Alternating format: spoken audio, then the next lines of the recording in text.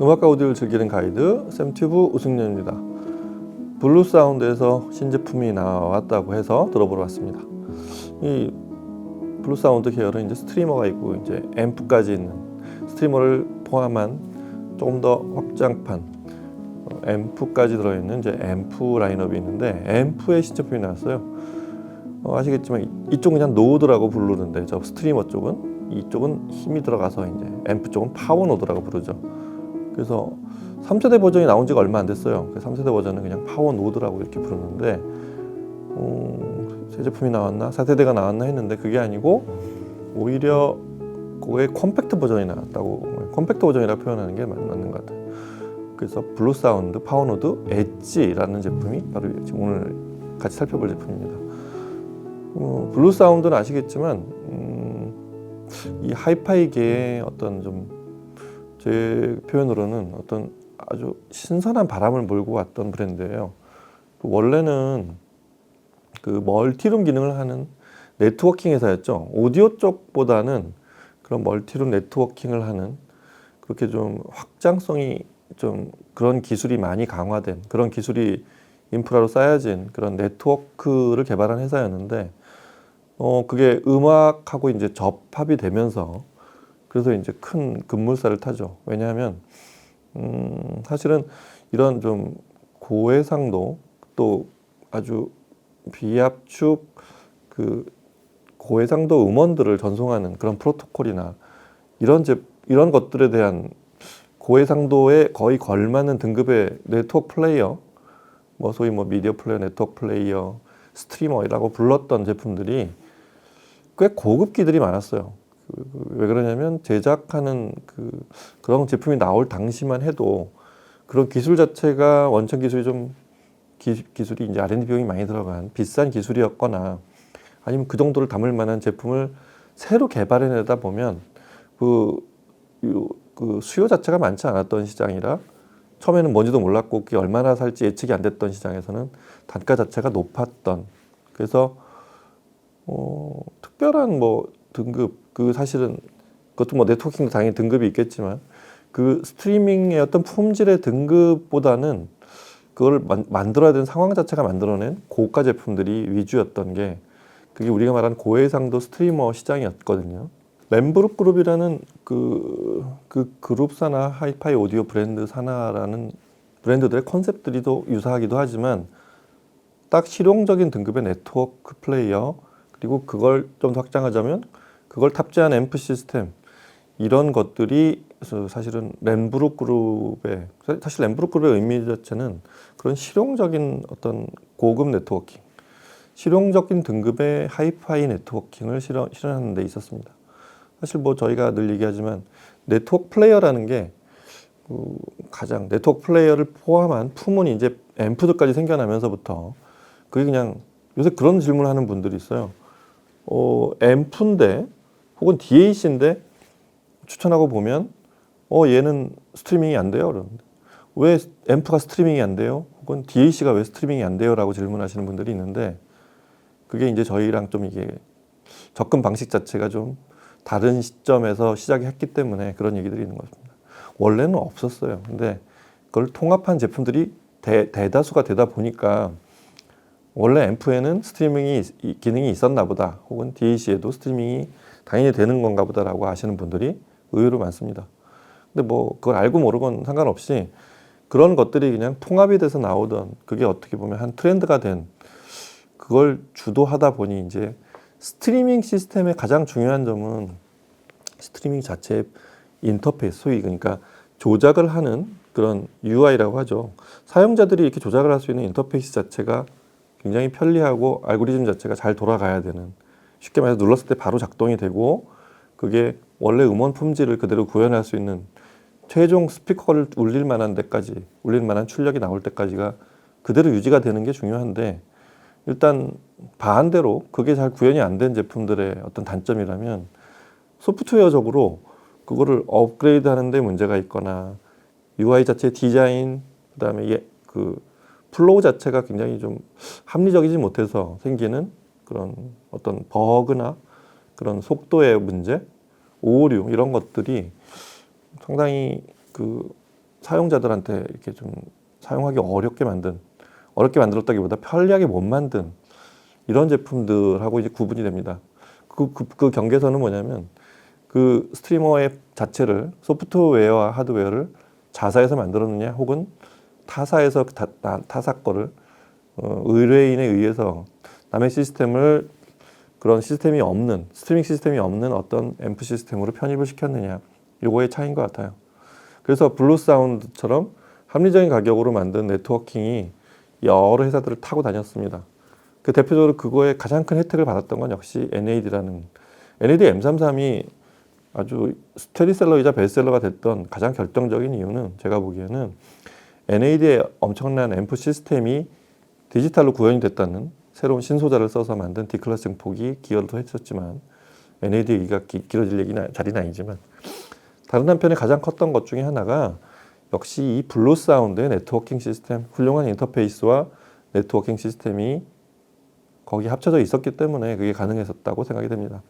여하튼 그런 블루 사운드가 램브룩 그룹에 기여한 또 최근에는 타사에서도 발견되는 그런 블루 사운드의 오랜 네트워킹 하드웨어와 소프트웨어가 공이 잘 통합이 되어 있는 이게 그대로 자사에서 구현이 된 게 바로 파워노드라고 생각이 됩니다. 파워노드가 3세대가 나왔을 때는 이런 거죠. 2에 사실은 이렇게 많은 부분이 바뀌진 않았었어요. 약간의 확장과 그 다음에 인터페이스가 조금 확장이 됐다는 거. 무선으로 서브우퍼를 구동할 수 있는 그런 것까지 그 다음에 HDMI 2에 ERC까지 지원했던 뭐 그런 조금 더 확장 뭔가 3세대를 만들어야 되는데 뭘 늘릴까?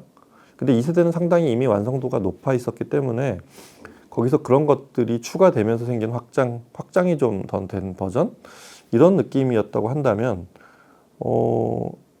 만들어 놓고 보니까 제가 보기엔 그런 생각이 들었을 것 같아요. 소비자 쪽도 그렇고 제작사인 블루사운드 쪽에서 봤을 때도 이 제품의 디자인이 약간 뭔가 2단으로 이렇게 두 개 단으로 만들어진 묘한 이질감 그 다음에 그걸 좀 컴팩트하게 만들어도 되고 나는 이런 것까지 많이 필요 없고 어차피 작게 만든 니네 제품은 어차피 그런 자잘한 거 빼버리고 원래 있는 핵심 기능만 좀 넣었으면 좋겠다라는 그 다음에 그걸 이유로 해서 그걸 근거로 해서 가격이 좀 낮았으면 좋겠다라는 요청들이 있지 않았을까. 왜냐하면 파워노드 3가 가격대가 조금 애매한 데가 있어요.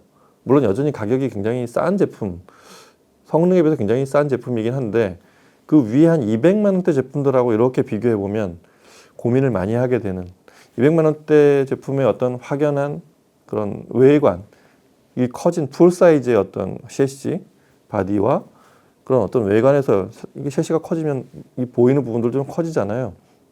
그런 것들에 대한 애매한 이걸 이 기능을 하고 요 가격이면은 조금 더 주면은 사실 가격이 2배가 되는 게 아니라 100만 원의 차이 정도라면 사람들은 그쪽으로 올라갈 가능성이 높거든요.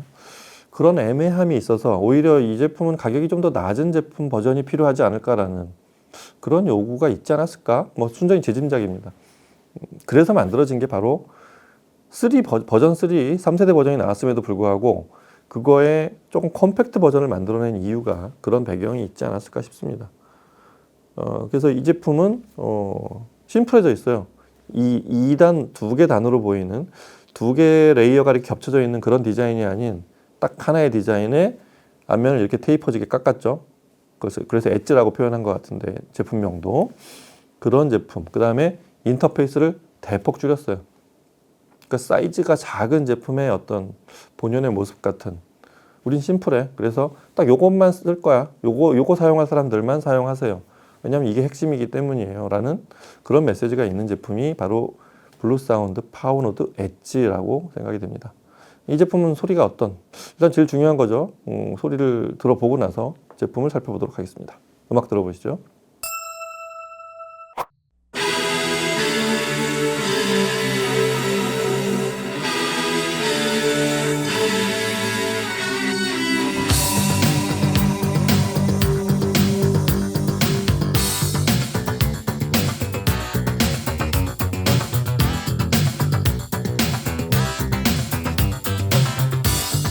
I'm not proud, I was wrong, and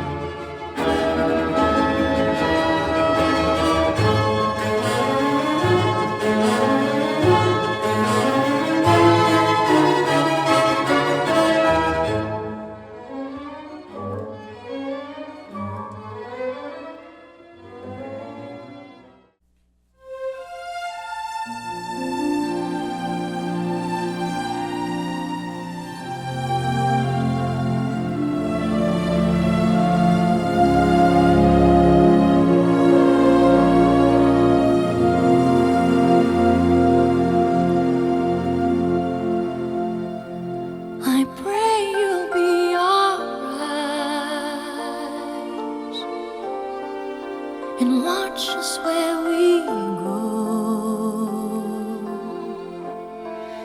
and help us to be wise in times when we don't know. Let this be our prayer when we lose our way.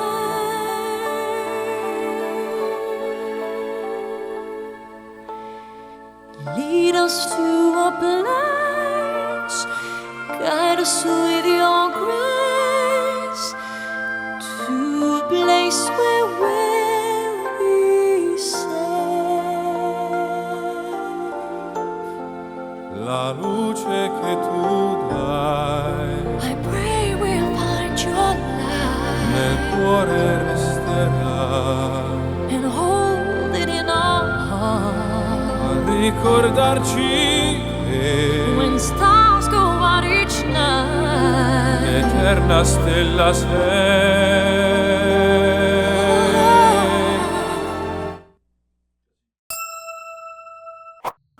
네, 음악 들어보시면 대충 감이 오시죠. 특히 파워노드, 그러니까 파워노드죠. 이제 블루 사운드 파워노드, 그러니까 3세대 버전인 파워노드를 들어보셨던 사용자분들이라면 느낌이 조금 많이 다르실 거예요. 어떤 면에서는 이게 컴팩트 버전이냐라고 생각할 수도 있을 정도로 상당히 여러 가지가 축소됐어요. 문자 그대로 축소되어 있는데 외관에서도 그 다음에 안에 있는 인터페이스나 기타 스펙으로도 축소가 되어 있는데 이 음악을 들어보면 꼭 그렇지도 않다는 게 좀 문제라면 문제입니다. 이 제품은 기본적으로 사이즈에서 눈에 저기 보이는 그 두 개 레이어로 만들었던 파워노드 3세대를 하나로 만들었다는, 높이도 약 1인치 정도? 약간 줄었죠. 그리고 폭도 약간 줄어들었고, 그리고 대신 이제 하나의 바디를 보인다는 그런 일체감이 좀 있다는 것게, 그러니까 뭐 축소라기보다 하나의 디자인, 새로운 디자인이 만들어졌다는 그런 느낌. 그다음에 말씀드린 대로 앞을 이렇게 테이퍼지게 기울여 가지고 이걸 엣지를 줬다고 이제 표현하는데, 그래서 앞에 저는 약간 이게 제품 천정이 위에 이 상판이 보이게 살짝 기울여서 이렇게 좀 보여드리게 지금 앵글을 잡았는데, 기본적으로 이렇게 앞에 패널이 앞으로 이렇게 프론트 패널이 보이게 이렇게 저기 디자인이 돼 있다는 거. 그리고 가장 큰 변화는 역시 뒤쪽에서 왔었죠.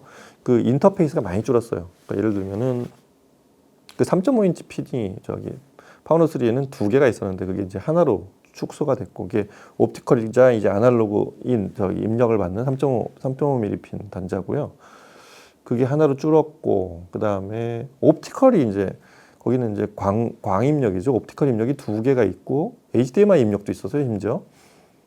그게 다 없어졌죠. 하여튼 이 하나 이제 옵티컬이자 아날로그인 콤보라고 이제 표현하는데, 그런 3.5mm 핀이 하나로 통합이 됐다고 그렇게 표현해야 될 거고, 하여튼 그런 것들이 많이 축소됐어요. 그 다음에 그 파워노드 3가 되면서는 그 서브우퍼 아웃이 이제 투 채널이 아닌 모노 RCA, 그 다음에 옵티컬, 그 다음에 와이어리스까지 되는 서브우퍼 아웃이 있었는데, 그거를 이제 그냥 유선으로 쓰세요 하고서 모노 RCA만 아주 그냥 본인이 저기처럼 그 무선과 광은 쓰지 마세요라고 하고 그냥 그거 쓰실 사람만 쓰세요라는 딱 그런 메시지처럼 딱 모노 RCA 하나만 남겨놨어요. 그게 사실은 제일 큰 변화예요. 그 다음에 사실은 축소된 게 이제 그 디지털 그 파일 전송의 저 등급, 그러니까 디지털 해상도가 한 등급 떨어졌습니다. 파워노드 3는 아시겠지만 32비트에 384kHz까지 지원을 했었는데, 그 정도 파일까지 프로세싱 할 수 있었는데, 이제 이게 24비트 192kHz로 한 단계 낮아졌습니다.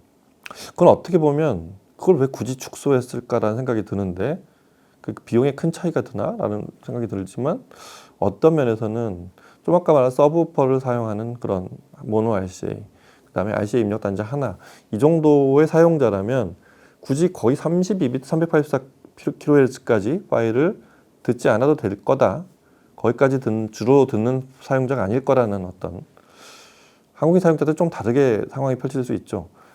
1년에 한 번을 듣더라도 그게 있는 걸 사는 사람들이 사실은 꽤 많다는 걸 감안하면 그건 좀 아쉬워요. 약간은. 굳이 안 써도 사실 어떤 스트리밍 파일이 2419에 어떤 최적화되어 있다는 것도 저희들도 많이 공유가 되어 있지만 숫자는 높은 게 좋거든요. 여하튼 그게 한 단계가 축소가 되어 있는데 그 다음이 이제 중요하죠. 반대로 거기서 이제 반전이 생깁니다. 그 출력에 대한 거예요.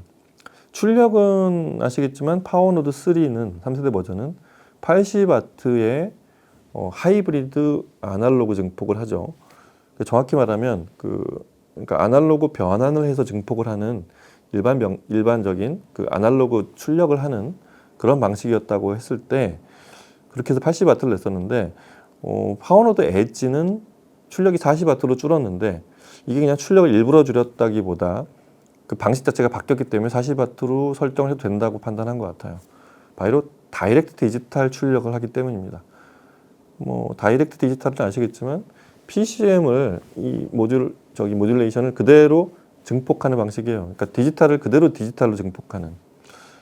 그렇게 해서 40W의 출력을 내면 제가 아는 이 소위 그 디지털을 그대로 증폭하는 DAC를 안 거치고 증폭하는 방식의 장점이 몇 개 있는데 일단 드라이브가 출력 수치에 비해서 우리가 아는 그 일반 표기된 40W, 60W 이 출력에 비해서 상당히 높게 출력이 됩니다. 그러니까 들리는 느낌은 거의 2배 가까운 소리로 들려요.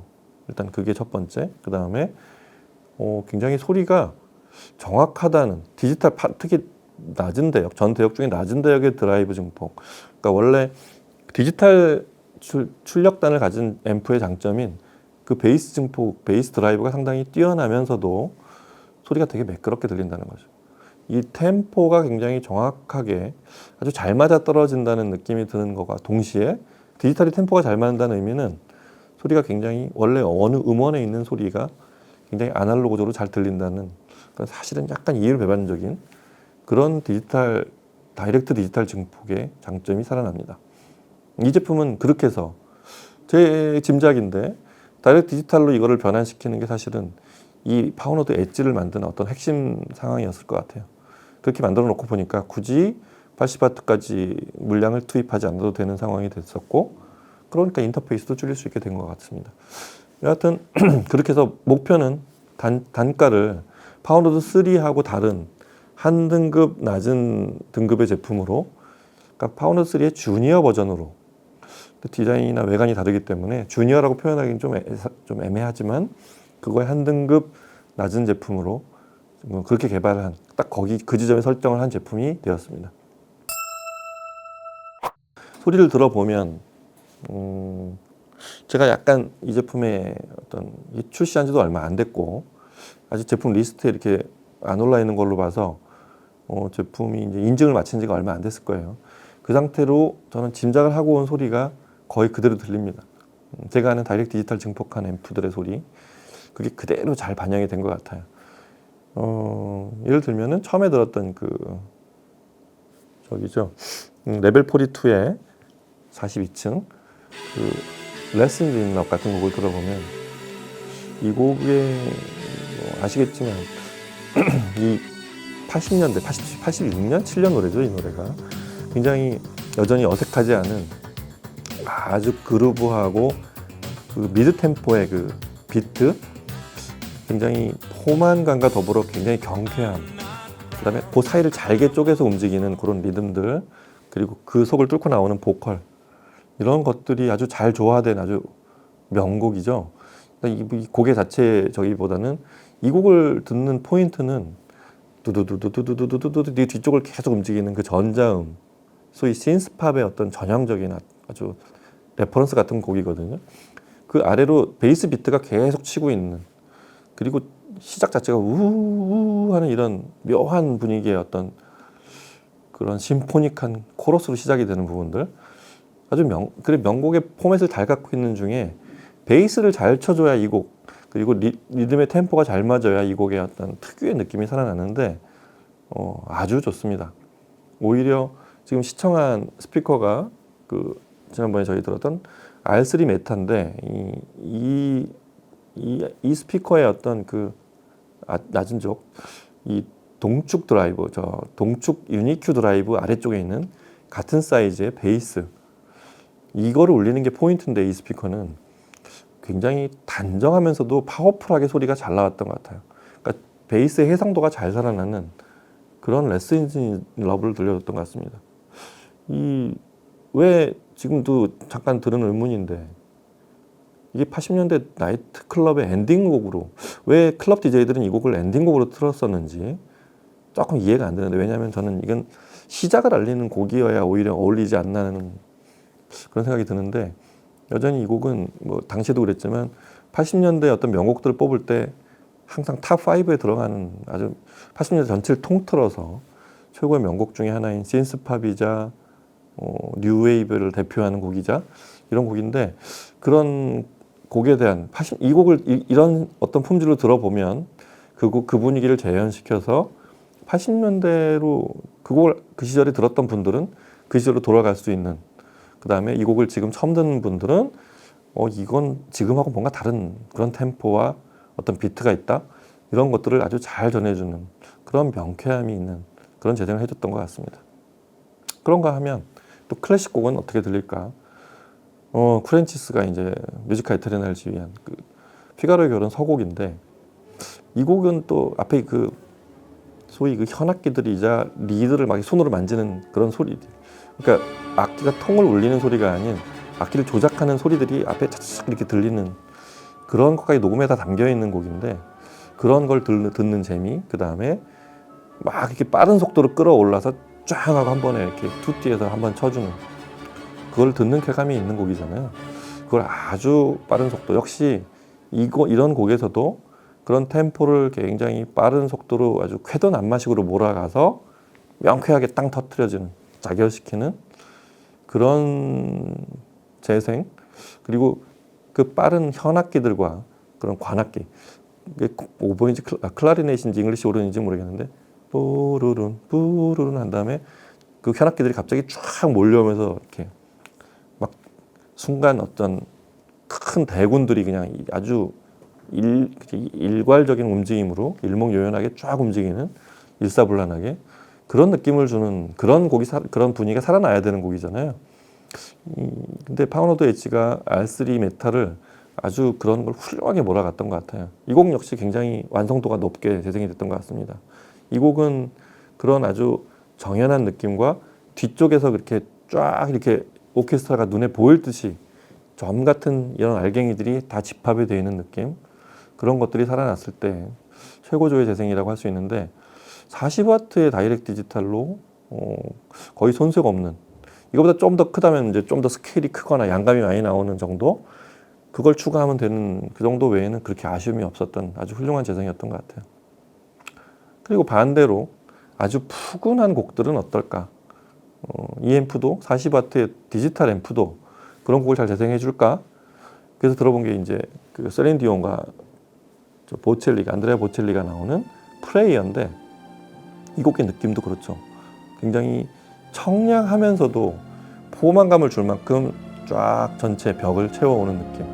근데 이렇게 풍성하고 모호한 어떤 베이스가 아니라 깔끔한, 시종 깔끔하고 아주 명쾌하게 들려주는 그런 낮은 대역의 해상도, 이렇게 쭉 깔려오면서 쫙 음악이 이제 멎으면서 정적이 되면서 셀린 디옹의 그 아주 최고조의 그 아주 선명하고 높게 치솟는 그 보컬을 듣는 그런 드라마틱한 순간을 재생해 줘야 되거든요.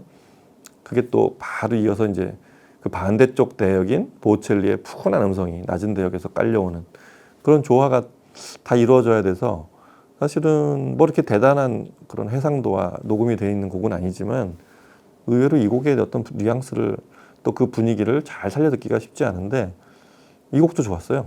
지금 들은 세 곡은 아주 원래 제가 아는 그 곡의 품질에 상당히 정수의 접근의 소리를 들려줬다는 점에서 훌륭했던 것 같아요. 제가 늘 그러잖아요. 고해상도, 악기 수가 많고 재생하기 어려운 아주 그리고 빠르고 굉장히 다이나믹한 에너지 재생하는 거, 그런 것들을 다 하고 나서 이렇게 쉽고 편안한 곡을 들었을 때 좋게 들려야 된다는, 그게 사실 좋은 오디오의 본분인데, 제가 늘 이 파워노드를 물어보는 분들에게 이 제품을 사도 좋냐, 사면 어떻겠냐, 어느 스피커랑 커플링을 해야 되냐, 그런 질문에서 좀 이런 얘기를 했었죠. 무난하고 입문용으로 쓰기에 좋은 제품이다.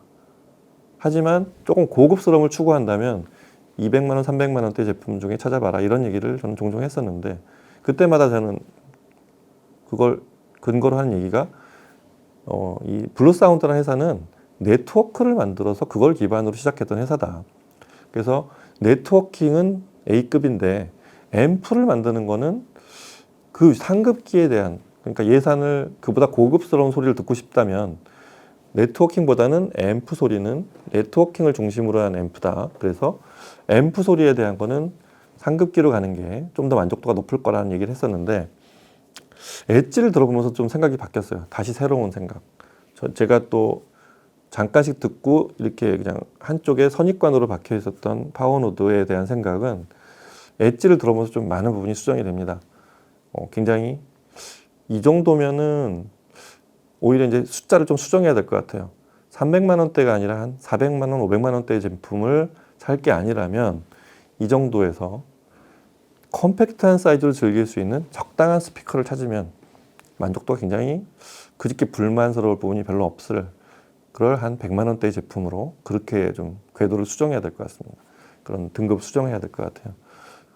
어떤 면에서는 파워노드, 이거에 바로 상급기였던 전 세대 버전이었던 파워노드 3세대가 좀 위협을 받을 정도로, 제가 종종 표현하듯이 상당히 주니어지만 상급기보다 어떤 면에서는 더 나은 부분도 많이 발견되는 그런 관계인 것 같아요. 제품 가격도 사실 굉장히 근접해 있기 때문에.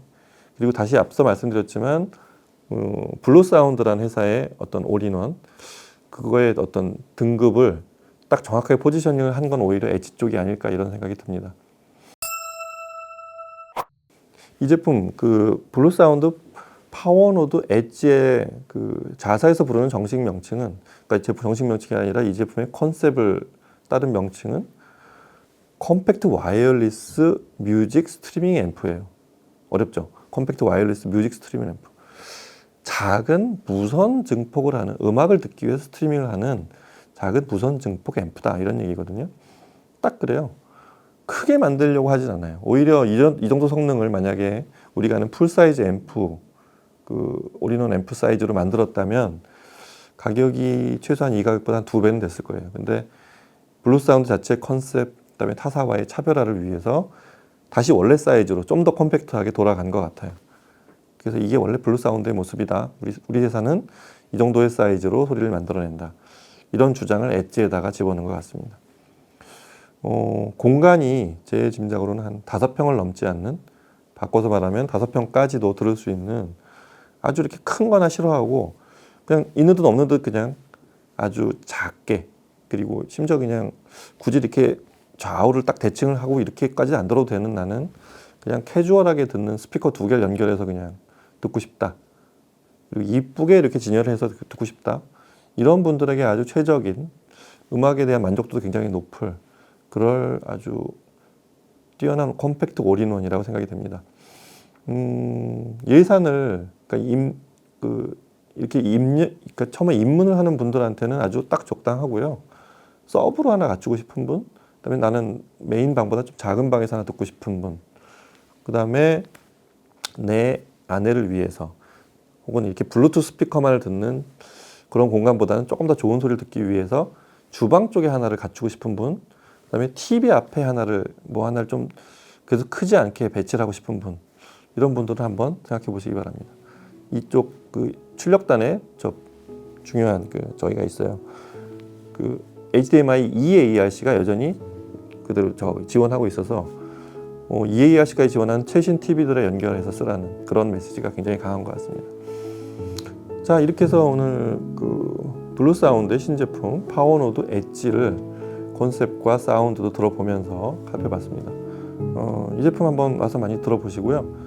본인이 좋아하는 스피커들하고 어디까지 드라이브 할 수 있는지 한번 이렇게 연결해서 들어보는 것도 되게 재미있는 시간이 되지 않을까 싶습니다. 오늘 여기서 마치고 다음 시간에 뵙겠습니다. 감사합니다.